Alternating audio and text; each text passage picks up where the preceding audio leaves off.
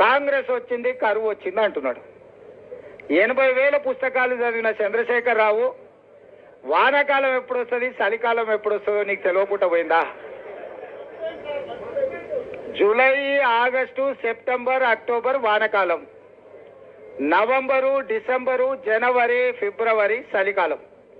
కాంగ్రెస్ ఎప్పుడు అధికారంలోకి వచ్చింది? డిసెంబర్ 7 తారీఖు నాడు వచ్చింది. చలికాలంలో వానలు పడతాయా? సార్ ఒకవేళ వేసుకున్నప్పుడు వాన పడ్డట్టు అనిపిస్తే నాకు తెలియదు. మరి July, August, September, October, November, December 7 తారీఖు మేము ప్రమాణ స్వీకారం చేసే వరకు తమరే ముఖ్యమంత్రికి ఉంటుంది, తమరి ప్రభుత్వమే అధికారంలో ఉండే. మరి తమరి పాపాలకే కదా వరుణదేవుడు భయపడిపోయి వానలు కురవక కరువు వచ్చింది.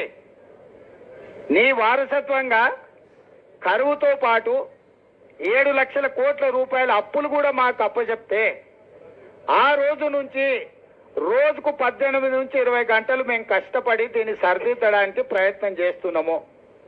నువ్వు చేసిన పాపాలను మా ఖాతాలో రాయాలని మీరు ప్రయత్నించడం ఏమన్నా మర్యాదగా ఉన్నదా చంద్రశేఖరరావు గారు? నేను ఒక్కటే అడగదలుచుకున్నా, ఏరా రాము వానకాలం అంటే నీకు తెలియదా అంటే అదెందుకు తెలియదు సార్ చలికాలంలో వస్తుందని వెనకటి కూడా భలే చెప్పిండట. చంద్రశేఖరరావు గారు కూడా గట్లే చలికాలంలో వచ్చి ఇప్పుడు ఎండాకాలంలోకి అడుగు పెడుతున్నాం. మేము వచ్చింది ఎప్పుడు, వానలు రాకపోయేప్పుడు, కరువు మేమెప్పుడు తెస్తున్నాయి? నీవు చేసిన కర్మ మాకు తగులుకున్నది. నువ్వు చేసిన పాపాలు ఎట్లా నీ పిల్లలకు తగులుకొని జైలు కోతురో, ముఖ్యమంత్రిగా ఈ రాష్ట్రానికి చేసిన నువ్వు అన్యాయము ఆ వానకాలంలో వానలు పడకపోవడం వల్ల 23లో వానలు పడకపోవడం వల్ల 24లో కరువు వచ్చింది.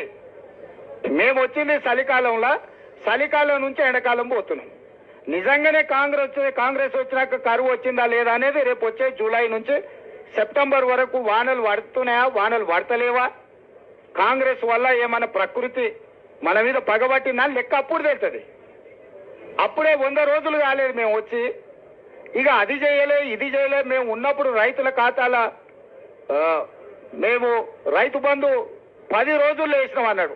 అంటే నిజంగా ముఖ్యమంత్రిగా పనిచేసి ప్రధాన ప్రతిపక్ష నాయకుడుగా ఏ మాత్రం కూడా ఊర్లలో అంటుంటారు ఏ వాడు సిగ్గులేనోడు రాబాయి ఏది పడితే అది మాట్లాడతాడని. నేను అనదలుచుకునే చంద్రశేఖరరావును కానీ డిసెంబర్లో మొదలుపెట్టి సెప్టెంబర్ వరకు 10 నెలలు, 10 రోజులు కాదు 10 నెలల వరకు రైతు బంధు పథకంలో రైతుల ఖాతాలలో పైసలు వేసిన లెక్కలాడు ఉన్నాయి. నువ్వు అసెంబ్లీలోనే అవన్నీ బయట పెట్టినా, నువ్వు వస్తావేమో అనుకున్నా, నువ్వు పారిపోయినావు, రాలే. ఇప్పుడు కూడా నేను సూటిగా 2018 ఎన్నికలప్పుడు మాత్రమే ఎన్నికల ముందు ఖాతాల పైసలు వేసినవు. ఆ తర్వాత ఏ రోజు కూడా 4 నెలల నుంచి 10 నెలల సమయం తీసుకున్నాడు రైతు బంధు పథకాన్ని వేయడానికి. మేము 100 రోజుల్లోనే 64,75,000 మంది రైతులకు ఖాతాలలో నగదేసినము. మొత్తం ఉన్నదే 69 లక్షల మంది రైతుల ఖాతాలు. ఆల్రెడీ 65 లక్షల ఖాతాలలో రైతు బంధు పథకాన్ని పూర్తిగా వేసినాము. నేను సూటిగా చంద్రశేఖరరావు గారికి సవాలు విసురుతున్నా. అధికారిక లెక్కలు ఉన్నాయి. 64,75,581 రైతుల ఖాతాలలో రైతు బంధు పథకము మేము వేయడం జరిగింది. ఇక మిగిలింది 4 లక్షల చిల్లర మాత్రమే. ఒకవేళ ఈ లెక్కలలో తప్పులు ఉంటే మీరు ఏ శిక్ష విధించినా మేము ఆ శిక్షను అనుభవించడానికి సిద్ధంగా ఉన్నాము. మేము చెప్పిన లెక్కలు నిజమైతే తెలంగాణ రైతాంగానికి నువ్వు ముక్కు నేలకు రాసి క్షమాపణ చెప్తావా అని చెప్పి నేను వారిని అడుగుతున్నా. ఇక విద్యుత్ గురించి మాట్లాడాను. ఆయన సూర్యాపేటలో మాట్లాడుతుంటే మైక్ ఆగింది. అసలు ఎంత సిగ్గులేనోడు అంటే నేను మళ్ళీ విద్యుత్ అధికారులు అడిగిన. విద్యుత్ అధికారులు చెప్పాను, సార్ ఆయన ఉన్న ఏరియాలు కదా సూర్యాపేట టౌన్లో ఏ సబ్ స్టేషన్లో కూడా 30 సెకండ్లు కూడా కరెంటు పోలేదని అధికారిక లెక్కలు చెప్పినాయి. ఆయన పెట్టుకున్నది కూడా జనరేటర్తో పెట్టుకున్నాడు. ఆయన పెట్టిన మైకు ఆడ పెట్టిన సమావేశాన్ని కరెంటు కనెక్షన్ లేదు, జనరేటర్ కనెక్షన్ ఉంది. నీ జనరేటర్లు ఎవడు పుల్ల పెట్టిండో, నీ పార్టీలో ఎవడు కట్టే పెట్టిండో, ఆ 3 అడుగుల జగదీశ్వర్ రెడ్డి పడనోళ్ళు ఆ జిల్లాలో బొచ్చడి మంది ఉన్నారు. ఎవడా కనెక్షన్ వీకిండో, ఎవడు కనెక్షన్ పెట్టిండో ఎవడికి తెలుసా?